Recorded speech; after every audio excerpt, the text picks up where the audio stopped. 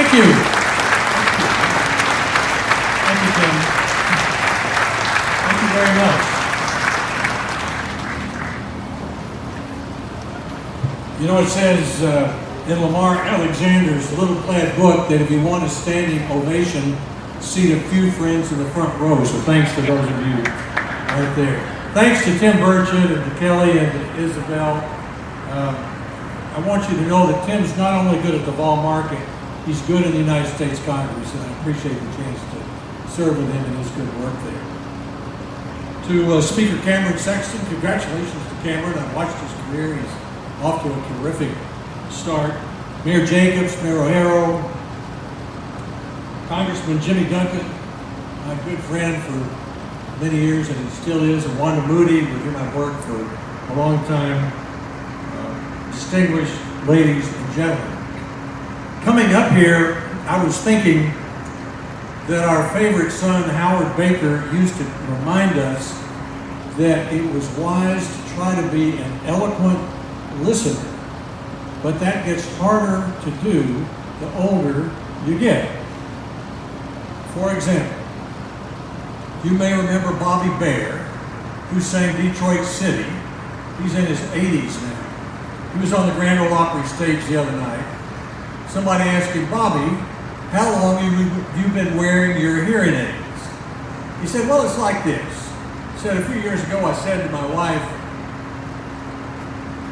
said to me, Bobby, I'm proud of you. And I said back to her, I'm tired of you too. He said, I've been wearing them ever since.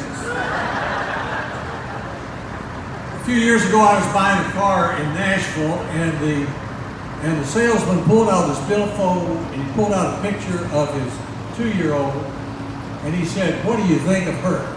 And I said what a politician always said. I said, that is a beautiful baby. And he looked up at me and said, she won second best baby at the Wilson County Fair. I've always remembered that because that's what we do at fairs. We celebrate the best among us. We celebrate the tastiest tomato and the biggest pumpkin, the prettiest girl and the strongest man, the craziest quilt, the biggest tractor, and the best baby. And for a century, the Tennessee Valley Fair has been doing that. Bob Booker wrote this morning about some of the history even before it, and I was thinking, so much happened in 1919. I know over in Blount County, Maryville High School was started that year, Prophet's Department Store was started that year, the Kiwanis Club started that year, the West Plant was being built that year, and this fair started that year, and I think it was because the war ended in 1918, and everybody came home and had a burst of enthusiasm about our country, and they wanted to celebrate what was good about it, and so here came the fair. So this fair has been celebrating all the things I just talked about, but also if you come to the Tennessee Valley Fair over the last century, you could see pigs jumping through hoops, you could see dancing horses, you could see African American cultural exhibits, you could see the wildest roller coaster ride, you could see the fastest new car. That's why people came to the fair. But in the Depression, one of the founders, Professor Harcourt Morgan, who later was the UT president and the TVA president, suggested this. He said, we ought to use the fair to try to think differently what we have to celebrate in the Knoxville area. So in that spirit, let me take about 5 or 10 minutes and suggest to you what I think we ought to be celebrating in the Knoxville area. We have plenty to celebrate. Telling Eddie earlier, you come down to the airport and there's a sign that says, welcome to Knoxville. Great way to the Great Smoky Mountains. We got the biggest mountains in the east, the most visited park. That's something to celebrate. Ken Burns is going to have on television this year his series on country music. He thinks it may be more popular than his Civil War series. Where was the birthplace of country music? Right here in East Tennessee. The Tennessee Valley Authority has become the largest public utility in the United States. The University of Tennessee has become a major research institution. And the Oak Ridge National Laboratory has grown from a Manhattan project to build a bomb to win a war to become the nation's largest science and energy laboratory, the home of the world's fastest computer, the home of the most advanced work on materials, on research, and the home of the best new work on 3D printing for manufacturing.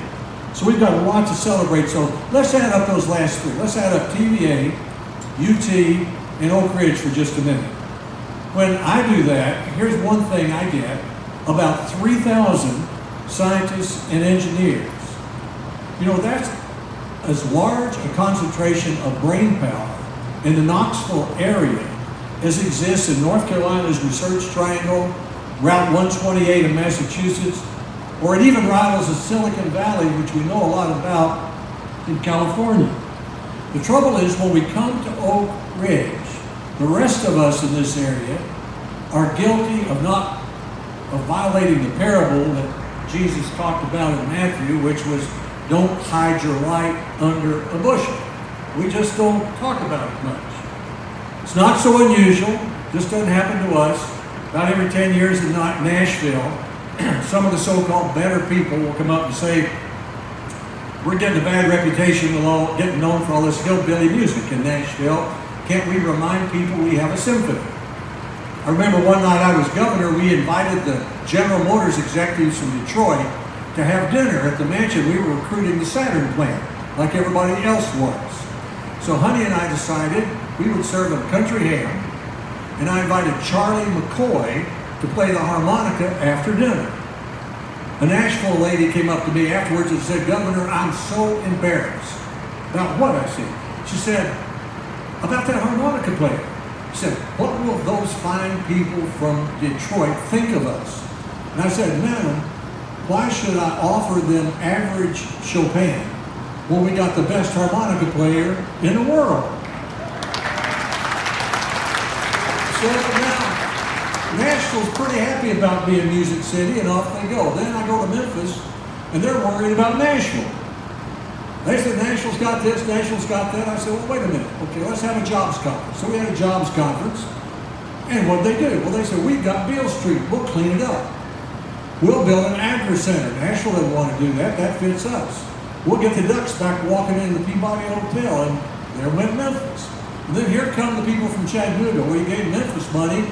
We want to build a $2 million aquarium. I said, why would you build such a stingy aquarium? If you're going to do it, build the biggest aquarium from Baltimore to Miami so people will come to see it, which is what they did. And in the meantime, they noticed they had the beautiful Tennessee River Gorge and a great downtown, and look where Chattanooga is today. So let's think about Knoxville just a minute, and all those cities.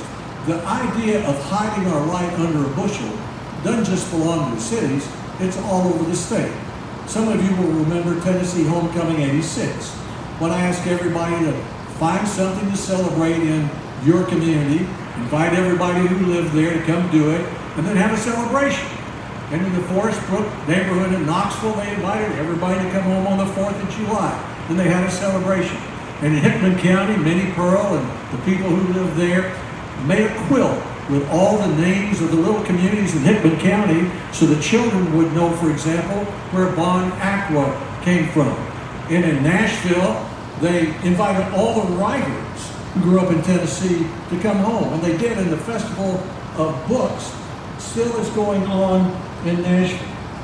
So I think it's important to stop worrying about what you're not and start celebrating what you've got, which is why I have a suggestion to make in the spirit of Professor Harcourt Morton, who said we ought to take use the fair to take a little different look about what we have to celebrate. I suggest that we change the sign at the Knoxville Airport and we say, welcome to Knoxville, gateway to the Great Smoky Mountains, and to the Oak Ridge Corridor. Now, our new governor, Bill Lee, who's an engineer, understands why we need to do that. He told a group in Nashville what Tennessee needs is a magnet to attract jobs and capital. Then he came up to Oak Ridge the next day and said, we got a magnet right here. First time I met Glenn Jacobs, he talked to me about the Oak Ridge Corridor before I could talk to him about him. He's the mayor of Knox County, but he saw the interconnection. So I'm sure Mayor O'Hara must see those connections every day.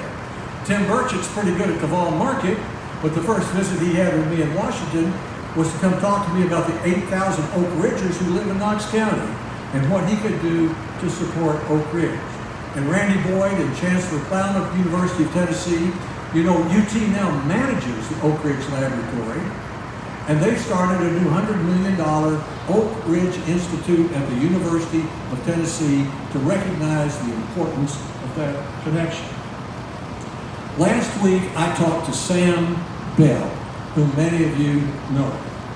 Just like this fair, Sam Bell is 100 years old. When he came to Knoxville in the 1930s, there was basically no Oak Ridge. The Great Smoky Mountains and TVA had just been, well, the park and TVA had just been created. And there were no doctoral programs at the University of Tennessee, and no one in their wildest dream could imagine a personal computer. Today, Oak Ridge is the largest science and energy laboratory in America. TVA is the largest utility.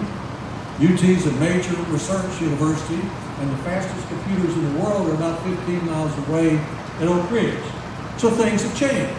When Sam Bell came here in the 1930s, which is about the time Professor Morgan said, let's think about a little different way to celebrate the Knoxville area. When Sam came in the 1930s, Oak Ridge was a secret city.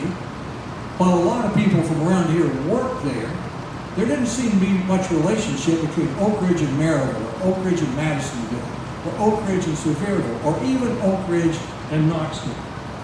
So my suggestion is that we take Professor Morgan's advice in the 1930s and use it this year. That along with the prize chickens, the best babies, the birthplace of country music, and the most visited national park, let's celebrate the fact that the Knoxville area is the home of one of the largest concentrations of brain power anywhere in the United States, rivaling the Research Triangle, Route 128, and even the Silicon Valley. And it's also home to one of the best-known brand names in the world, a brand name that stands for science, energy, and excellence. So my suggestion, in the spirit of the fair, and with the suggestion of Harcourt Morgan, is let's change the sign at the Knoxville Airport from welcome to Knoxville, gateway to the Great Smoky Mountains, to welcome to Knoxville, gateway to the Great Smoky Mountains and to the Oak Ridge corridor. If we want to take the professor's advice and celebrate what's special about where we live today, that would be the best way to do it. Thank you.